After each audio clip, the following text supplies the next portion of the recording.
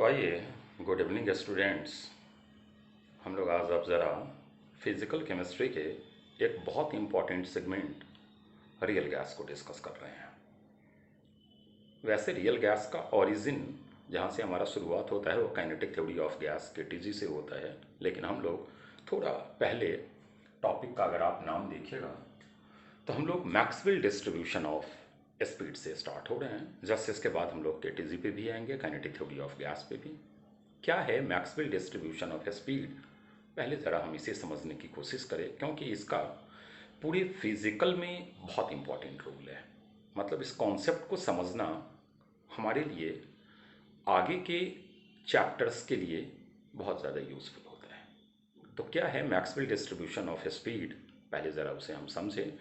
अभी ये फिगर वगैरह आपको हम आएंगे यहाँ पर, पहले अभी हम इस फिगर पे आते हैं।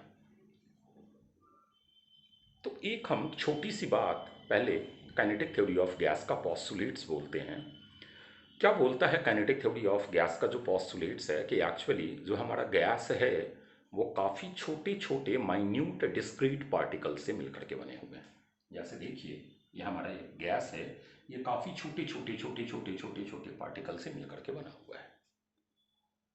अब है क्या कि यह जो आप माइन्यूट पार्टिकल्स देख रहे हो छोटे छोटे वाले, ये ऑलवेज मोशन में होते हैं।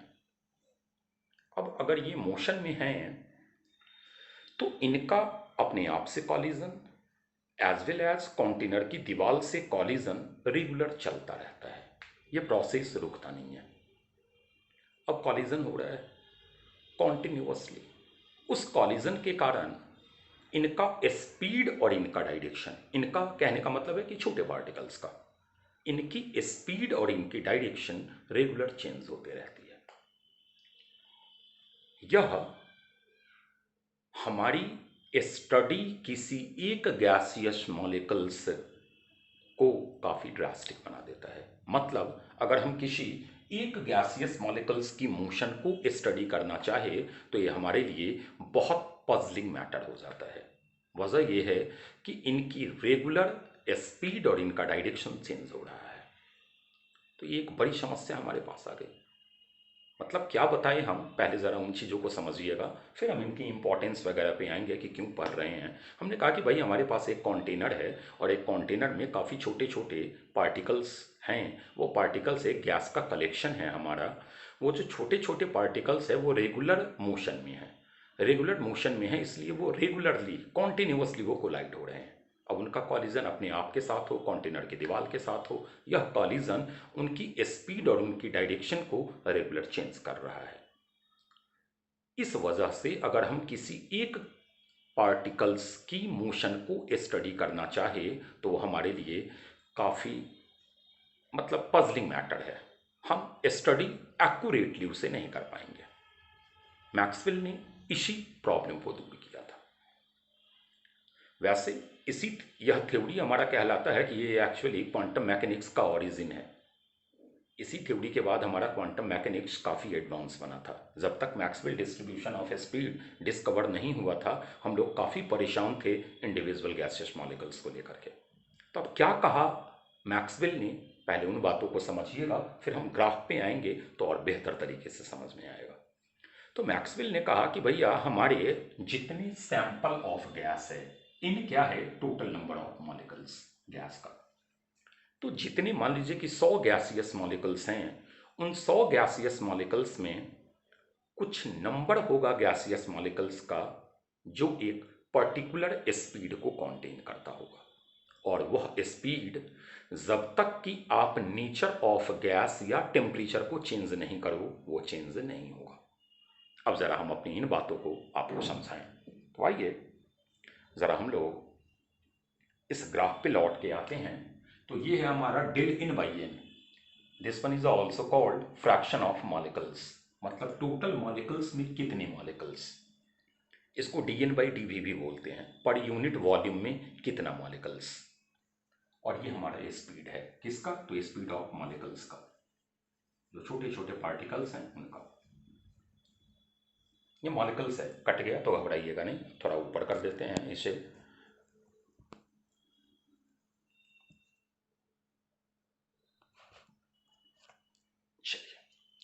क्लियर दिख रहा है? तो आ जाइए, ये स्पीड ऑफ मॉलिक्यूल्स है। अब उसने क्या कहा वो जरा देखिएगा। ये स्पीड है, मान लीजिए कि ये हमारा एक पर्टिकुलर स्पीड है, हम मान लेते हैं यहां पर। अब नीचे स्पीड है, थोड़ा हटा रहे हैं यहां से स्पीड को, मान लेते हैं कि हमारा ये u1 स्पीड है।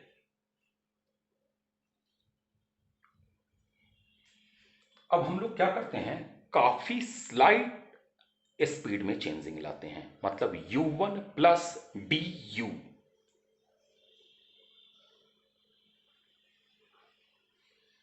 This one is your u1 plus du। अब ये जिसको हम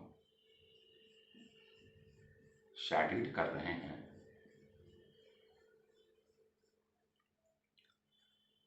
यह टोटल वह मॉलिक्यूल्स है, नंबर ऑफ मॉलिक्यूल्स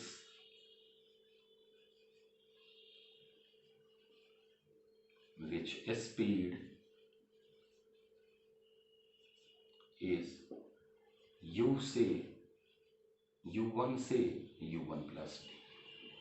मतलब टोटल सैंपल में इतने सैंपल ऑफ गैसियस मॉलिक्यूल्स उस स्पीड को कॉन्टेन कर रहे हैं जो u1 से u1 प्लस du जा रहा है।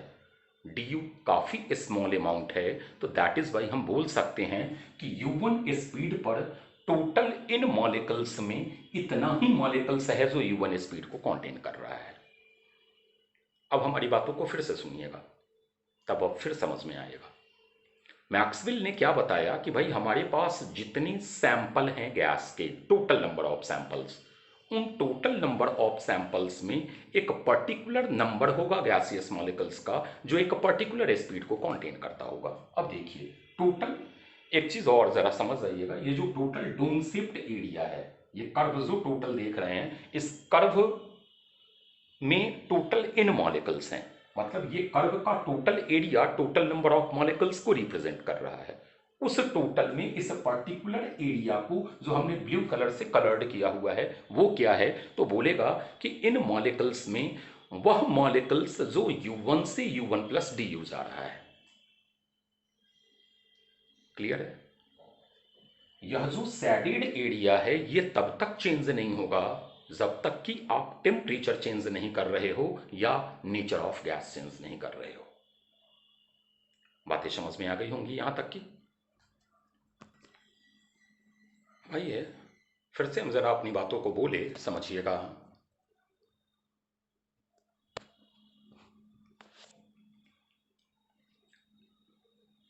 बातों को पहले केयरफुली सुनना, फिर इस कर्व पे आते हैं लौट कर। हमारे गैस जो है वो काफ़ी छोटे छोटे पार्टिकल का कलेक्शन है।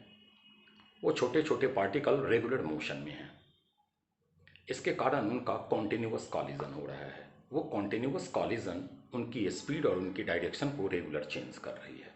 इसलिए अगर हम किसी इंडिविजुअल गैसियस मॉलिक्यूल्स की मोशन को स्टडी करना चाहे तो हमारे लिए बड़ा पजलिंग मैटर है वो। तो मैक्सवेल ने कहा कि भाई हमारे पास जितने गैसियस मॉलिक्यूल्स इन हैं उनमें एक पर्टिकुलर सैंपल होगा, वो एक पर्टिकुलर स्पीड को कॉन्टेन कर रहा होगा। जैसे ये जो पहला है ये कहलाता है most probable speed, UMP, most probable speed. u1 plus du, मतलब ये डिफरेंस du है। इस du में इतनी मॉलिक्यूल्स जो शेडेड किया गया है, ये u1 था और ये u1 प्लस du है। du काफी स्लाइट चेंज स्पीड में किए हैं।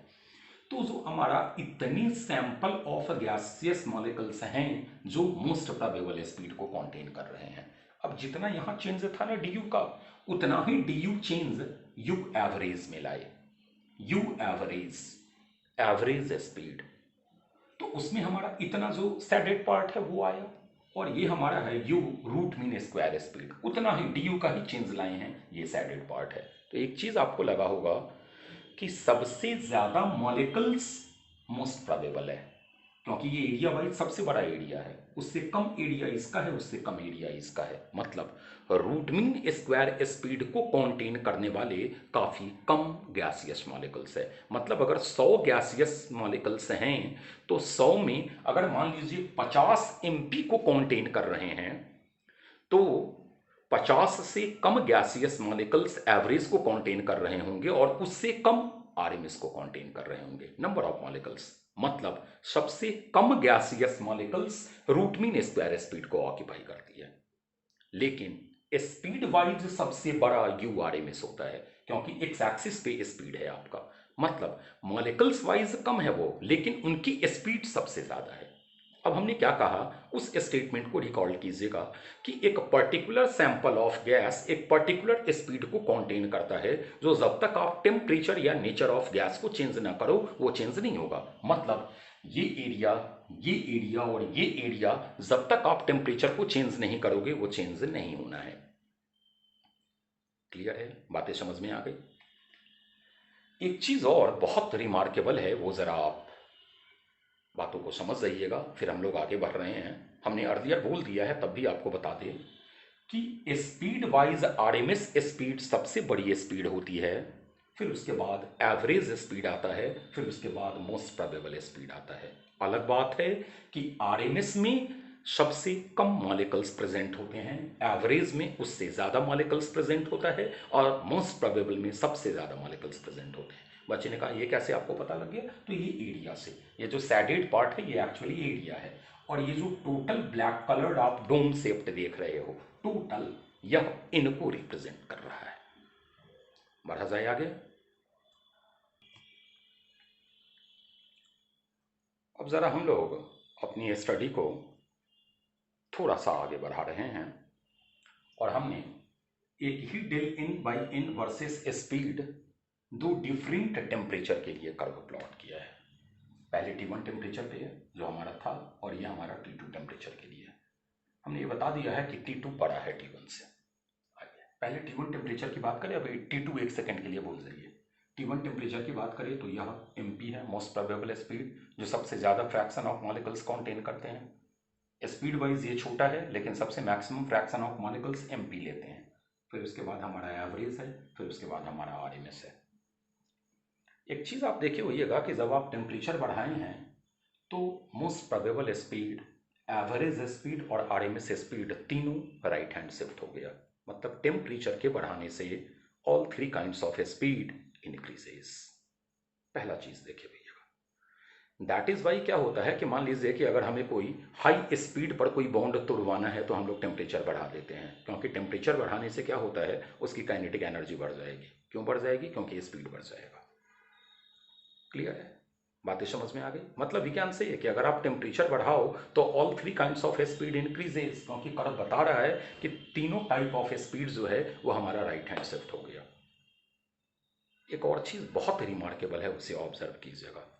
हाइयर टेम्परेचर पे ये कर्व ज्यादा बॉर्डर हो गया, broader as compared to lower temperature. Lower temperature पे देखिए पिक की तरह है, गया और डाउन हो गया, जबकि यहाँ देखिए काफी देर रुक रहा है। बच्चा बोला कि सर इसकी क्या एनालिसिस है? तो इसका एनालिसिस देखिएगा।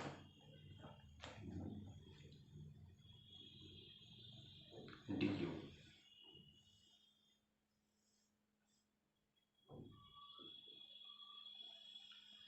DU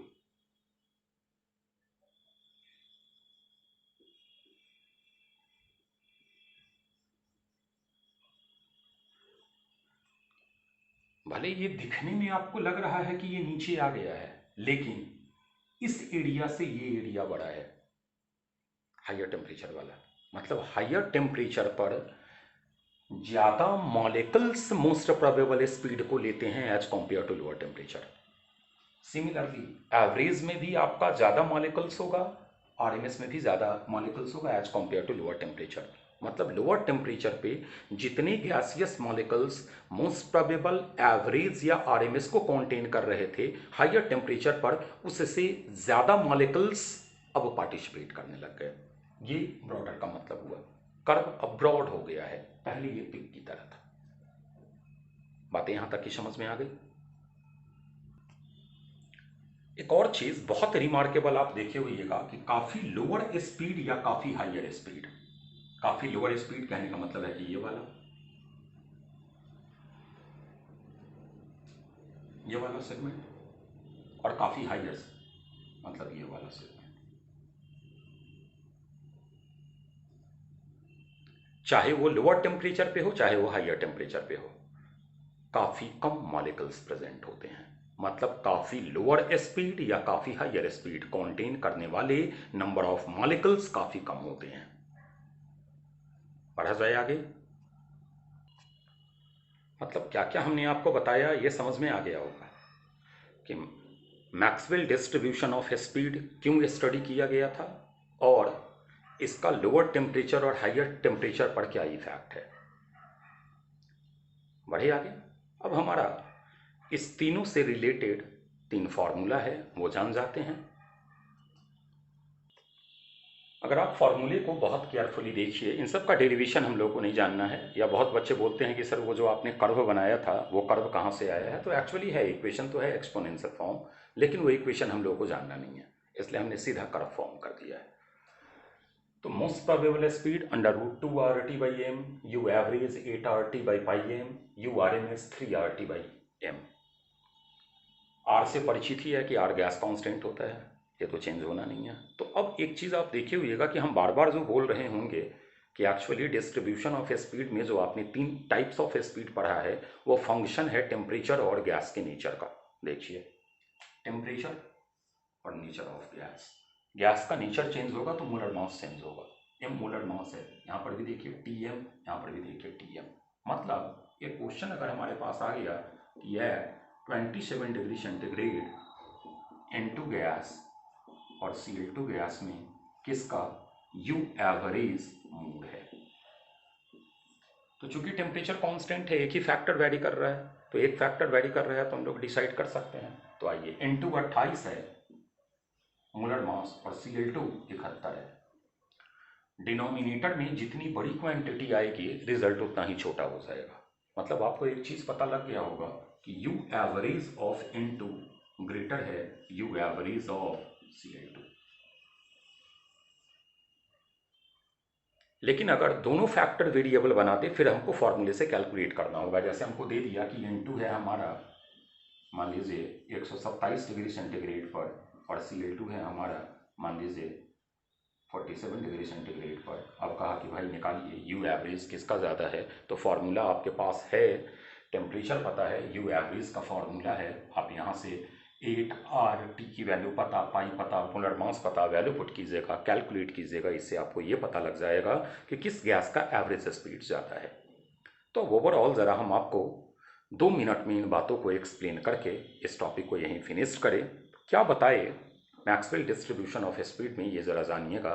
एक्चुअली हमारा एक गैस जो है वो काफ़ी छोटे छोटे पार्टिकल से मिलकर के बने हुए हैं। उन छोटे पार्टिकल्स में मोशन है, मोशन के कारण उनका रेगुलर कॉलिजन है, कॉन्टिन्यूअस कॉलिजन है। इसके कारण अगर हम किसी एक इंडिविजुअल गैसियस मॉलिक्यूल्स की मोशन को स्टडी करना चाहे तो ये हमारी सिचुएशंस को काफ़ी ड्रास्टिक बना देगा। तो मैक्सवेल ने कहा कि भाई हमारा जितना गैसियस मॉलिक्यूल्स है उस उतने में एक पर्टिकुलर नंबर होगा जो एक पर्टिकुलर स्पीड को कंटेन कर रहा होगा, और वो तब तक चेंज नहीं होगा जब तक या तो आप टेम्परेचर चेंज नहीं कीजिए या तो आप गैस का नेचर चेंज नहीं कीजिए। जो हमने पूरा आपको ग्राफ में समझाया था कि भाई अगर हम डी से स्लाइड चेंज कर रहे हैं तो मोस्ट प्रोबेबल आने का एक जो सैडेड पार्ट है उतना मोस्ट प्रोबेबल, फिर एक सैडेड पार्ट है उतना मॉलिक्यूल्स यू एवरेज, फिर एक सैडेड पार्ट है उतना molecules you RMS. Speed wise you RMS सबसे बड़ी है लेकिन यू आरएमएस में सबसे कम मॉलिक्यूल्स प्रेजेंट होते हैं। फिर हमने इसी कर्व को हायर टेम्परेचर पे लेके गए तो हमने कहा कि भाई हायर टेम्परेचर पे तीनों types of speed right shift हो जा रहा है। मतलब टेम्परेचर बढ़ाओगे तो हमारा तीनों टाइप्स ऑफ जो स्पीड है वो बढ़ेगा, क्योंकि temperature square root direct related है। फिर एक चीज़ हमने और बताया कि लोअर टेम्परेचर पे और हायर टेम्परेचर पे कर्व हमारा ज़्यादा ब्रॉड हो रहा है, उसके कारण हमारा एरिया बढ़ जा रहा है। मतलब एक पर्टिकुलर स्पीड में लोअर टेम्परेचर में जितने गैसियस मॉलिक्यूल्स थे हायर टेम्परेचर में उससे ज़्यादा मॉलिक्यूल्स आएंगे। क्लियर है, बातें समझ में आ गई। फिर हमने आपको तीनों का फॉर्मूला दे दिया, फिर हमने आपको बताया कि इससे रिलेटेड अब जो भी समस्याएं आए उसे हम सॉल्व करेंगे। ओके, तो ये था हमारा मैक्सवेल डिस्ट्रीब्यूशन ऑफ स्पीड। अब आ जाइए, हमने 2 फार्मूला लिखा है, इसकी डेरिवेशन नहीं जाननी है, इन दोनों फार्मूला को देखना है। E k = 1/2 m in u bar square हमने बताया है इस ईके को ट्रांसलेशनल एनर्जी भी बोलते हैं। जगह कम था इसलिए हमने एक ही नाम दिया है। Total energy of gas having in molecules, मतलब जितने सैंपल में गैसियस मॉलिक्यूल्स हैं उन टोटल का एनर्जी, इनको ट्रांसलेशनल एनर्जी भी बोलते हैं। m is equal to mass of इन मॉलिक्यूल्स, जो इन मॉलिक्यूल्स है उस टोटल का मास, और u बार जो है वो हमारा एवरेज स्पीड है, और pv is equal to 1/3 mn u bar square होता है। इसको हमने इक्वेशन सेकेंड लिया है, इसको हमने इक्वेशन फर्स्ट लिया है। हमने आपको बता दिया ई के सैंपल में जो जितनी गैसियस माइन्यूट जितना पार्टिकल है वो सारा पार्टिकल उसका एनर्जी, इसको ट्रांसलेशनल एनर्जी भी बोलते हैं। अब हम लोग एक काम करते हैं, फर्स्ट डिवाइडेड बाई 2 करते हैं।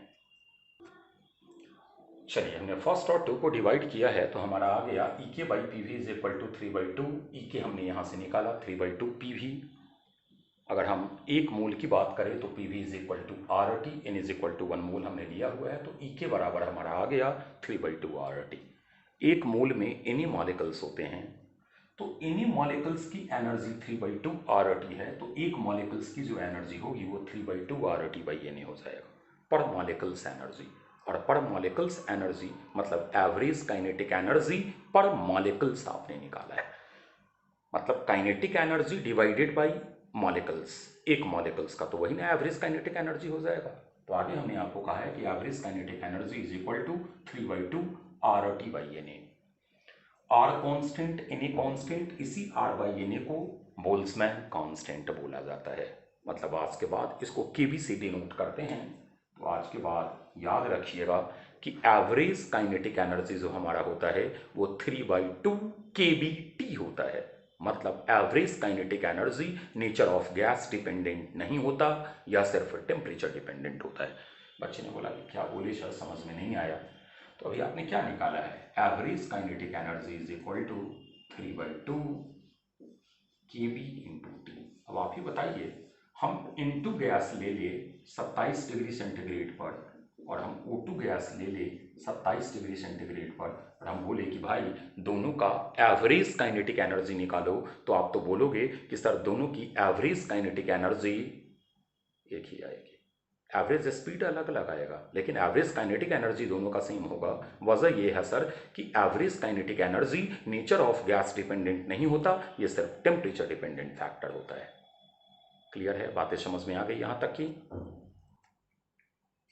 अब हम लोगों ने जो एवरेज काइनेटिक एनर्जी निकाला है 3/2 kBT, 3/2 kBT, हमने कहा कि भाई अगर हम 0 केल्विन की बात करें, चार्ल्स लॉ में पढ़े होइएगा, सबसे lowest possible temperature -273 degree centigrade. तो अगर हम 0 केल्विन की बात करें तो हमारा एवरेज काइनेटिक एनर्जी 0 आ जाएगा। वही चीज हमने कहा है कि दस thermal motion of a gas becomes 0, कहाँ, 0 केल्विन पे। एक बहुत इंपॉर्टेंट बात बता रहे हैं, सुनिएगा। कोई भी गैस इस टेम्परेचर को अचीव करने से पहले लिक्विफाई हो जाता है। किसी भी गैस को अगर आप 0 केल्विन पे लेकर के जाओ तो गैस लिक्विफाई हो जाएगा। दैट इज वाई 0 केल्विन पे गैस अपनी फिजिकल स्टेट चेंज कर लेते हैं। बातें समझ में आ गई होगी। मतलब क्या हमने आपको बताया, एक तो हमने एवरेज काइनेटिक एनर्जी का फॉर्मूला ऊपर लिख दिया है 3/2 kBT। हमारा kinetic energy is equal to क्या आया था, याद कीजिए, 3/2 PV is equal to 3/2 RT। क्यों RT था, क्योंकि ये ना आपने 1 बनाया था। और हम इन मोल लें तो काइनेटिक एनर्जी क्या हो जाएगा, 3/2 इन RT। मतलब average kinetic energy is equal to 3/2 kBT, लेकिन इन मोल्स ऑफ गैस के लिए जो हमारा काइनेटिक एनर्जी होता है वो एवरेज नहीं कहलाता है, वो हमारा होता है 3/2 इन RT। एक क्वेश्चन कर लेते हैं इस पे। क्वेश्चन हमारा दे दिया कि कैलकुलेट एवरेज काइनेटिक एनर्जी और kinetic energy of 2 gram O2 at 27 degree centigrade. तो एवरेज अगर आप निकाल रहे होगे तो average kinetic energy is equal to, तो हमारा होता है 3/2 kBT। kB की वैल्यू पता होती है, बोल्ट्जमैन कांस्टेंट गिवन होता है। T आपको पता है 300, वैल्यू पुट कीजिएगा आंसर आ जाएगा। kB नोन है, वो नोन होता है, kB कांस्टेंट है, ऑब्वियस सी बात है पता होगा। तो kB पता है, टेम्परेचर पता है, एवरेज आ गया। लेकिन अगर काइनेटिक एनर्जी निकालना है तो kinetic energy is equal to तो हमारा आ जाएगा 3/2 nRT। अब ज़रा बताइए, गिवन मास गैस का पता है तो एन नहीं आ जाएगा क्या? तो अगर हम लोग वैल्यू पुट करना चाहे काइनेटिक एनर्जी का तो 3/2 इंटू 2/32 इंटू R 8.314, क्योंकि एनर्जी है तो जूल वाला यूनिट लोगे, इंटू 300 केल्विन पे निकालना है, आगे 27 डिग्री सेंटीग्रेड है। जरा बताइए, इंटू 300 है, क्या काइनेटिक एनर्जी नहीं आ गया क्या? तो average kinetic energy 3/2 kBT, kinetic energy 3/2 nRT। Hopefully समझ में आ गया होगा पूरा मैक्सवेल डिस्ट्रीब्यूशन ऑफ एसिड। चलिए, ओके, थैंक यू। फिर अब हम लोग केटीजी पर मिलेंगे अगली क्लास में, फिर हम लोग केटीजी के बारे में जानेंगे।